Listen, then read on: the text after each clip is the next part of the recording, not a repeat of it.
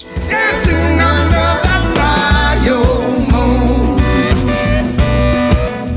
You gonna need it when you go.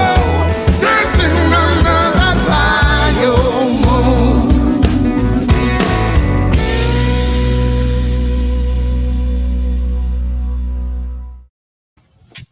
Welcome to Dead Folks Tales. I am your host, author Nola Nash. I am the author of the Crescent City series, which takes place in New Orleans, and we are talking about the cities of the dead, New Orleans cemeteries today.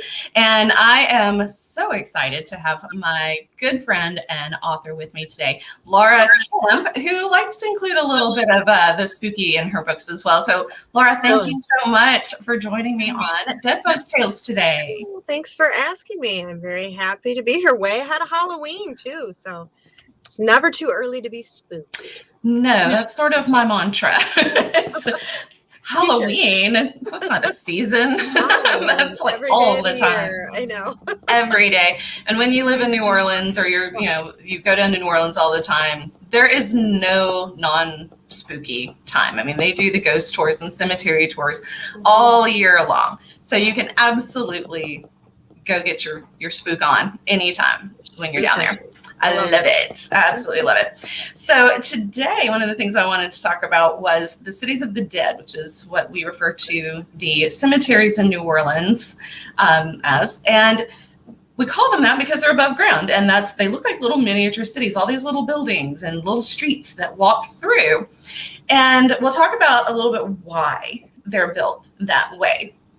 Part of it has to do with there was a European style that solved a problem. And so we'll talk about that here in just a second. If you've not ever seen the cemeteries, I am going to give you some pictures to follow along. We'll have some visual features. Yes, that's right. We need visual aids, especially if you've never seen them. Yes.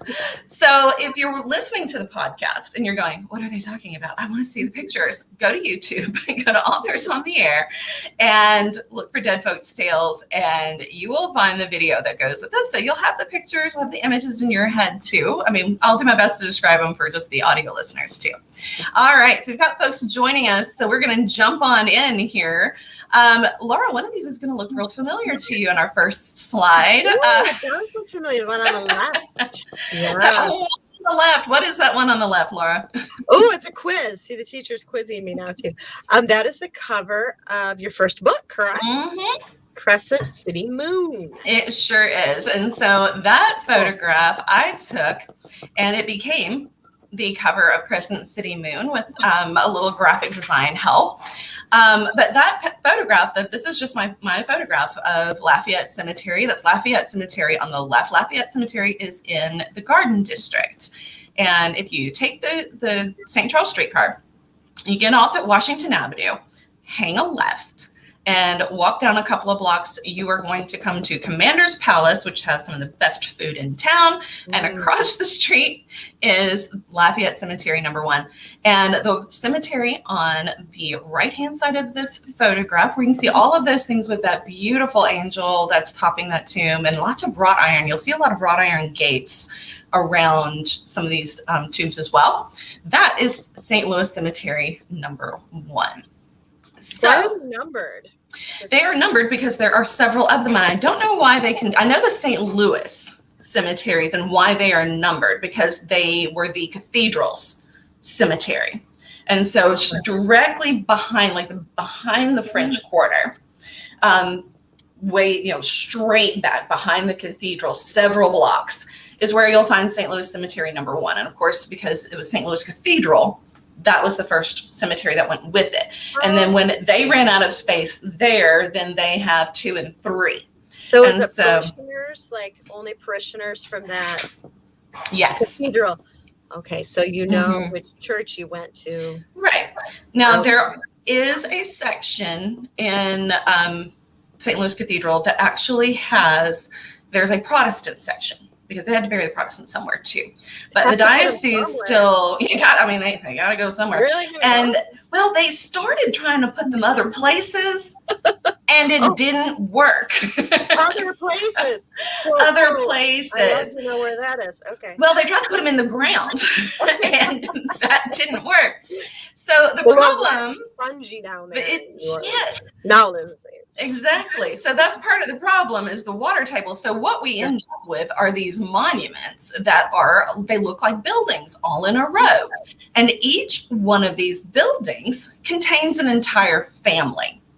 And many generations of the family are buried in this building. Now, this building is, slightly taller than I am. I'm 5 feet tall. It's taller than me, but certainly not enough to put, sometimes 30, 40 people are buried in one of these things. So we're going to talk about how they accomplished that. That's a lot of people in there. It's a lot of people. And then you're going to see why this can also be a problem. But one of the reasons why they started to do this is because the water table is so high, and anytime there's any flooding, it gets even higher. And so you're going to bury people in the ground 6 feet under, right? What happens when the water is not 6 feet underground? You got a serious problem here. Everything floats away. They do. The ground is so soft that as that water table rises, when there's a lot of rain, and of course it's Louisiana, there's a lot of rain, it actually will push anything that is underground up. And the coffins were coming through the ground and rising up, literally rising up. Now you would think that it is a horror story, right? And you would think it's an old problem, but there are areas that they find that, certain events, certain hurricanes, certain, places will flood, and they'll realize that it's not just a French Quarter problem. New places will have this happen. I remember I was between my senior year in high school and my freshman year in college, and there was a hurricane. And a friend of mine that lived on the West Bank in New Orleans was telling me about things that were going on down there, where after that hurricane, it hit a particular spot that it didn't normally flood. So here's what happened. The caskets of recently buried, in the last, 50, 60, 100 years, these people that they thought were in a reasonable place to put them in the ground came up. And not only did they come up, but the streets were so flooded that there were coffins floating down the street. Well, guess what happens when they come to like a fenced-in cul-de-sac? Hey, they stop and circulate. I don't go round and round the drain. Yes. So they're just gathering at the ends of these streets where this fence is.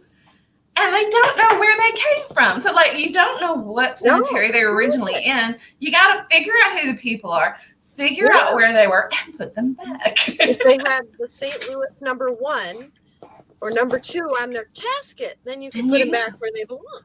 Then you would know. Nobody knew.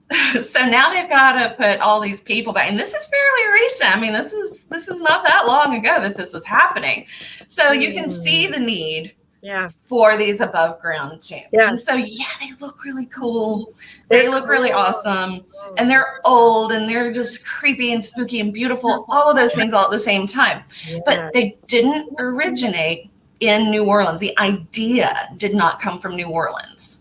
Where do you think they got it? I kind of know this because, can I share my story? Yeah. I was vacationing in Europe with my parents when I was a teenager, and we were in Salzburg, Austria, from Sound of Music fame. And there was this walled area, and there were candles burning inside of it. We were walking home late, and I go, "Ooh, that's cool. What is that?" So I crawled up and looked over the gate, and it was, by golly, it was a cemetery. These above ground cemeteries with all these colored candles burning. It was the coolest thing I've ever seen. The spookiest, the coolest. I wanted to crawl over the top of that wrought iron gate, but I think it was a no-no. Oh, probably. But I guess my guess is going to be this started in Europe. It did. Germany, It absolutely did. And so this is something that the French settlers had seen, of course, all over Europe, and especially there was some in France as well. And so it solved a problem for them. They had two problems. One, the ground is too soft and the water table is too high to actually bury people in the ground. The second problem is the city of New Orleans at the time, and we've added a lot of land just by reclaiming land, but it was almost entirely surrounded by bayou and by water. So they don't have a lot of solid ground to build on anyway. So we can't go spreading people out in what little ground we could find anyway. We had to find a way to do this above ground and compactly. And so this was actually a great solution for that. So here's how it works. All right. So here's your how to bury somebody in New Orleans lesson with Nola Nash. Welcome to my TED Talk. Lesson. How to bury people in New Orleans. How to bury people. Now, my students always said I knew entirely too much about burying people. This might have been why. They're worried about you. They are. So here's two pictures of tombs that are in various states of openness here in Lafayette Cemetery. And the one on the right that is completely open, this tomb is no longer in use. The family's moved away. They are no longer actually paying for the use of that space. And so the cemetery itself and the people who run that cemetery have decided to hold it kind of as a teaching moment, just to let people see how this actually works. And I took this picture shortly after explaining to a very confused couple who was standing there kind of scratching their heads about what is this and why. So I told them exactly what I'm going to tell you. And then they asked me if I was a tour guide. And I said, no, no, I'm over here. Don't give her any ideas. I know. It's like, chuck it for another $20, I'll show you the rest of the Great cemetery. job for you, though, honestly. And I'm being completely serious. It'd be a wonderful job. I think I would really enjoy that. I love telling stories. I love telling the stories about New Orleans. Yeah. So the one on the right is completely open. And what they would do, see that slab in the middle? That slab in the middle is actually where they would put the wooden coffin. Okay, so they put the pine box in there, a person is dead, and you're like, well, what is the space down below? I'll get to that in just a second. So after they put the person in there, they are going to do several layers of sealing this tomb, and that's what's on the right, on the left over here. So you'll notice that there's brick and mortar, and then there's like another kind of layer of this like mortar kind of plastered on. And in that opening is where the marble, the carved marble, more tombstone that we think of with the names and dates of birth and death would go. And so when each person dies, they take off that marble piece that's engraved, and they have to knock through all of this brick and mortar, and they take it out in chunks. They put the body in, they seal it back up. But the first thing they have to do is do something with the body that was in there before. You can only bury one person at a time in these tombs. Well, you should. You should, and there's a reason for that. But and we're going to get to what happens if somebody dies within this time frame here in just a second. So the diocese mandates a year and a day. There's lots of reasons for this. There's, religious reasons and all those other things. But basically what happens here is it takes about a year and a day for the natural cremation to occur. And in the Louisiana heat, this basically works as a just crematorium. And so in the heat, the body and the coffin, everything turns to ash, just like it would if you were to cremate someone. The only thing that's left is anything that they might be buried with, like a wedding ring, jewelry, things like that. And so before they bury the next body in there, the grave workers go in and they gather up all of the ash and what's ever been buried with that person.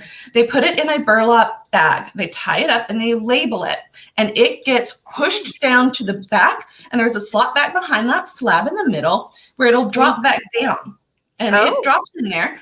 And that's where generations of people are then buried and gathered. There is in the bottom part. Bags. They're ashes, and they're just kind of piled in there in the bottom. Huh. Exactly. So you're gonna get pushed to the back, and you might land on Uncle Ray, who's down there, was died before Who you didn't did. take kindly to you in life. Oh, you don't want to be by him. Exactly. Oh So- my goodness, that's interesting. I know, it's like they're just all just kind of plopping down on top of each other in these burlap bags. Yeah. But you've got the space above and beneath, not only for the bags to gather, but also so the heat will circulate. And so that cremation process is more effective. Wow. And so then they seal it back up again. They engrave the marble, put the marble back. And then you have to wait a year and a day. Well, now, part of what you might have seen when you were walking around and that walled cemetery, and the reason why a lot of them were walled is because we actually need a place to store people. So what if you die before a year and a day?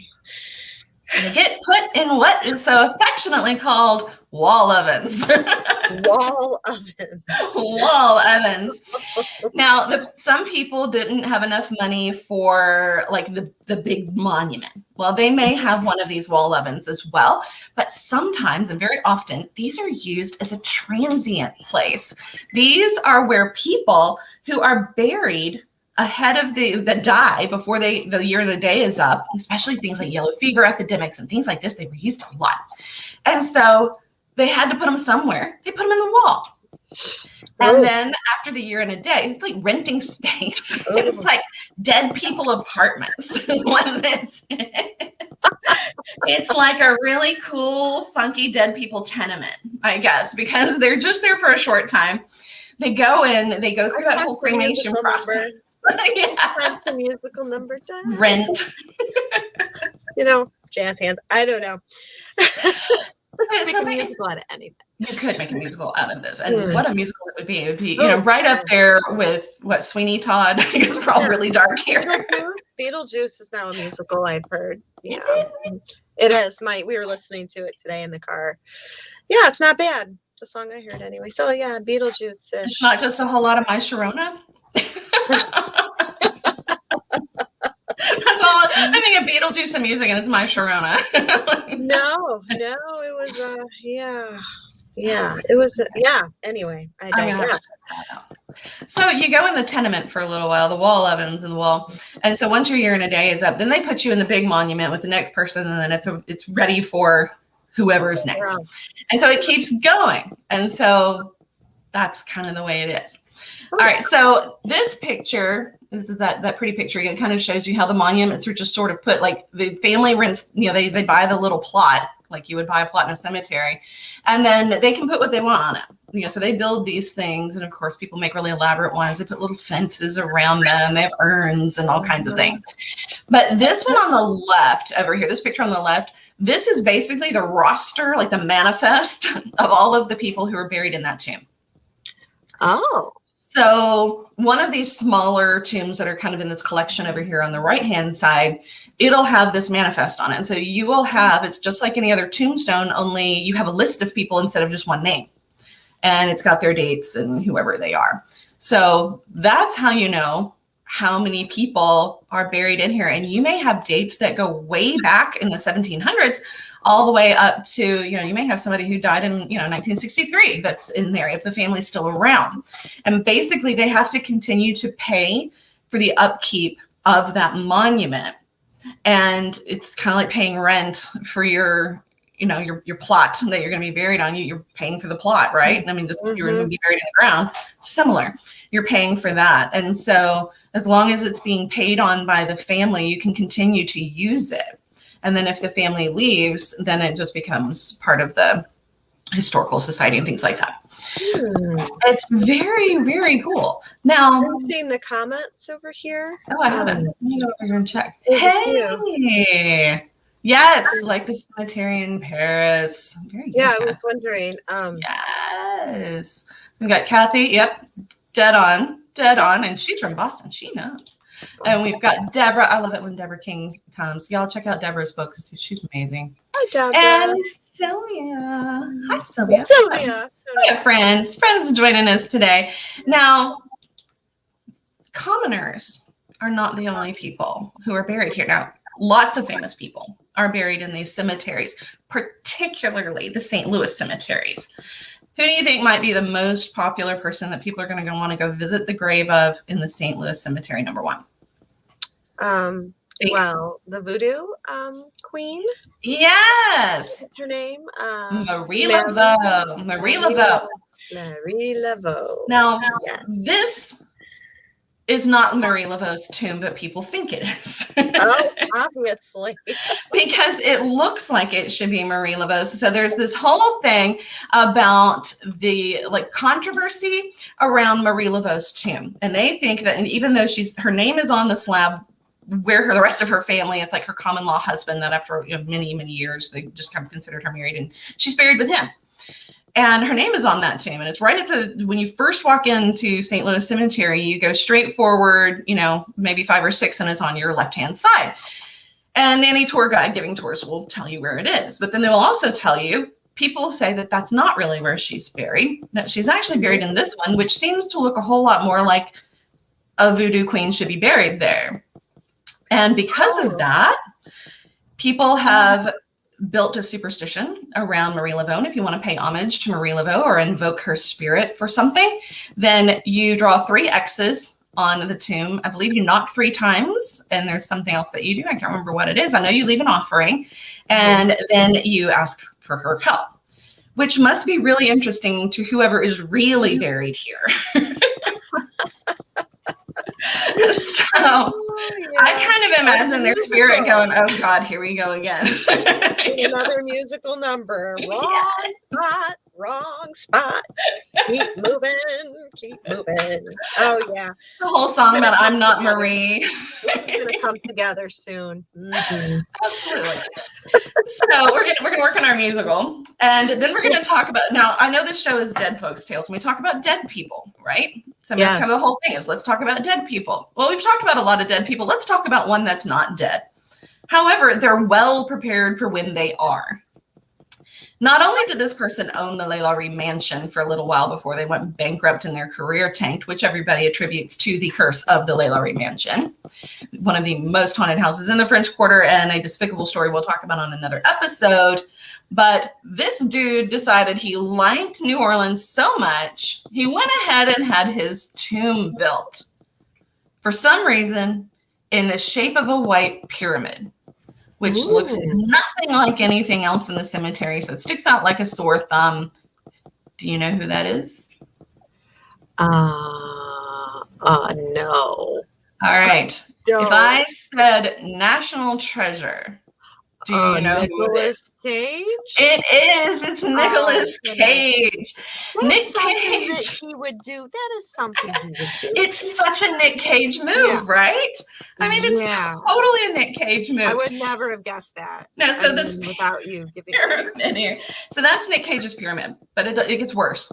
It's pristine and white, right? Mm-hmm. Well, just like the X's on the Marie Laveau tomb, people leave little mementos for Nick Cage, who's not buried there either. Invoking his spirit. I guess.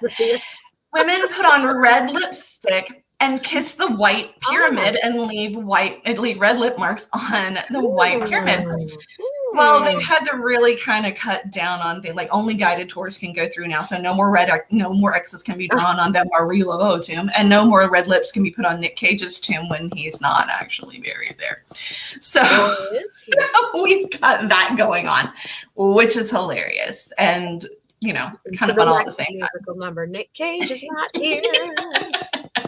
Nobody's here. The empty tomb, pining for Nick Cage, who's not there at all. No. I mean, I'm assuming part of his bankruptcy did not include his losing his tomb, because his name is still on it. It still says Nicolas Cage. Oh, and so that's what it says. Plans to be in there someday. He does. Someday he'll be there around the corner from Marie Laveau and the sort of kind of Marie Laveau looking tomb. But there's lots of great things that go on in the cemetery, and the common lore is, and you have people who think cemeteries are really haunted, and there's like all these spooky things, and people tell you stories about walking in the cemeteries, and that's kind of cool. But most people in New Orleans will, and if they're really truly a spiritualist, they will tell you that the cemeteries are not where the spirits live. That's not where they are. The cemeteries are where their bodies rest, but their spirits are going to be wherever they died, or a spot that was important to them in life. Mm-hmm. The cemetery is not where they're going to hang out. They're going to go hang out among the living. If they're going to stick around here, why would they hang out with the dead? They would just go to the other side, So there's if you want to get into the logic of it makes sense to me, right? Uh-huh. I mean, I wouldn't want to hang out with dead people when there's living people I can go haunt. I mean, unless all of them are up and hanging out, then it's a party. Then it's a cemetery party, and you gotta hope they do that. So some of the things that people leave because, they're trying to connect with the dead. They will leave trinkets, of course, from Marie Laveau. They're leaving all of those offerings and things, but they will also leave things like shots of whiskey, or they'll sit and have a drink with that person and leave the bottle for them, cigarettes, tokens. If it's a baby, they'll leave baby toys, little things like that. So it's kind of neat to walk around and see all the little tokens and gifts that are left. I always like to walk around cemeteries. I think they're fabulous. And you have a story to tell us about a different cemetery. So I've told you about New Orleans cemeteries and why they are the way they are, but you've got a haunted story that ties into some people in your books that I want to let you tell now. Yes, my books. Well, in Evening in the Yellowwood, which is my first book, there's a murder mystery surrounding a family known as Ebersole. And I had gotten a box. This is like from a friend of mine who was an auctioneer, or worked for an auctioneer. And it was kind of like Storage Wars. She bid on this box, had no idea what was in it. And then she opened it and she found all of this information on an old murder that took place in a town, the town called Decatur, which is, I don't know, maybe 30 minutes from where I live. And it had happened in 1879. It was a man and his wife, kind of sad because they had just lost a child. Like, I think the child was maybe 1 year old and it had died. And now she was pregnant again for the second time now when they were murdered. There was a knock at the door. I know, so sad. Late at night, they think they don't know who it was, but the husband went to answer the door. He was shot right where he stood. The wife grabbed a gun because she must have suspected something and dropped it for some reason and ran through the house, and the guy ran through the house shooting at her and finally killed her in a bedroom. I know. And it was like kind of an unsolved mystery at the time. They had the murderer took the fastest horse. If any of you have read my book, you're gonna see the similarities between the murder in my book and this real murder. And they never found him. They found the horse in South Bend, which is where Notre Dame is. I don't know, maybe an hour or two from where this house was. They never found the guy. So they figured he must have known which horse was the fastest. He must have known the family. But they never found out who he was. And this husband and wife, Esther and Charles Morris. I have their picture here. Yeah. Look at that couple. Oh, her face, this is a picture that I pulled out of this box, and her face just haunted me. I couldn't. She looks so sad. She looks almost sad even there, doesn't she? She does. Like, she's almost on the verge of tears. And you had another picture of her too. She was looking the other direction, and she just looks sad in both pictures. She did, and she haunted me. And so I based the character of Esther Ebersole, who is very kind of important through all three of the books, on this Esther Morris and then her husband Charles and their unknown murderer. But they are buried in a little cemetery called the Anderson Cemetery. I've got pictures. Here we go. I'm just haunted by her and fascinated by her. And the fact that she was pregnant at the time and that she had just lost a child just adds to that layer of sadness. I mean, that maybe the sadness you see in her eyes. Maybe. But this cemetery is in the middle of nowhere. It's kind of spooky. And on the anniversary date of their murder, which is September the 28th, this tombstone is supposed to glow.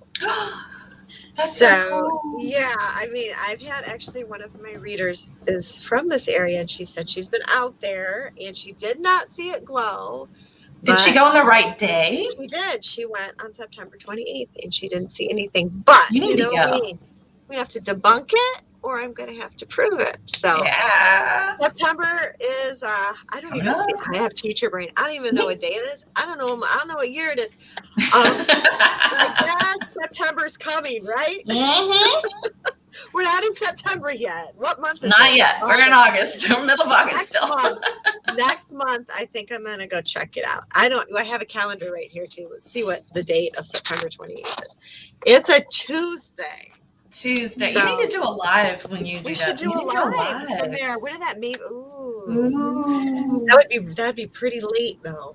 It'd probably be 9 or 10 o'clock in an old cemetery. It's okay. I think we could do that. We need to go live and do that. Okay. We could do a special event, Dead Folks Tales, live with Laura Kemp in a cemetery. Yeah, that would be cool. We should do it. Like ghost hunters. Yes. When they put the camera, they attach the camera to their like headgear, and then let's do it. I'll be commenting in your ears, and you just like you tell us what you see. I'll be the person that's watching the monitor downstairs. We can do it. We got to do it. Good idea. Okay. Let's make plans. I think that would be fun. Wouldn't that be cool? It would be Who wants to see it? Tell us. Yes, put it in the comments. And do you want to see us do a live from the glowing tombstones of the Morrises? And Charles Morris, and the house that was once there that the murder took place in is now gone. Somebody burned it. It was destroyed by arson in the 1960s. But most of the people in the area who are older remember going to the murder house, and the bullet holes were supposedly still in the big tree. And I did meet the guy who chopped down the tree after the house burned, and he said he saw them. This guy was like 80 years old. He said, yeah, I chopped down that tree. And he said, I did see the bullet holes. I saw holes in that tree that looked like bullet holes. Because the guy was running through the house shooting at her, went out the windows and hit this tree. So, yeah. That's awesome. Yeah. All right, if you guys want to see us do that, put that in the comments. Whether you're on Facebook, YouTube, anywhere, put them in the comments. Tell us if you want to see us do this, because I think this would be a lot of fun. Special edition Dead Folks Tales. It's a Tuesday. Let's do it. Yes. It must have been meant to be that it was on a Tuesday. So there you go. It's Tuesday. We can do it. Totally do it. All right. We got folks already saying they want to do it. Oh, Deborah's got a story about a cemetery too. Visits with Santa and Easter egg hunts in the cemetery in Chicago. Deborah, I would have to go. Do you have any other kid that you could bring, like just to go as an adult now? I would want to go. On Santa's lap in the cemetery. I mean, that's new. Let's do it. All right. Amanda says yes. Kathy says yes. Absolutely. All right. So keep those comments coming, and we will see if we actually go live for that event. Laura, tell folks where to find you before we have to wrap up here and get to our theme music, our Bayou Moon over here. You can find me on Facebook at Laura Kemp Author, but Kemp Camp is where you're going to want to hang out if you're on Facebook, because that's where I find most you of my do. It's so fun at Kemp Camp. That's my second job. And then I'll Kemp Writes on Instagram, and I just opened a TikTok account. Did you? I have not done that yet. I'm afraid of TikTok. I am too, but I think that I might try some ticking and talking. And I'm I'll Kemp Writes.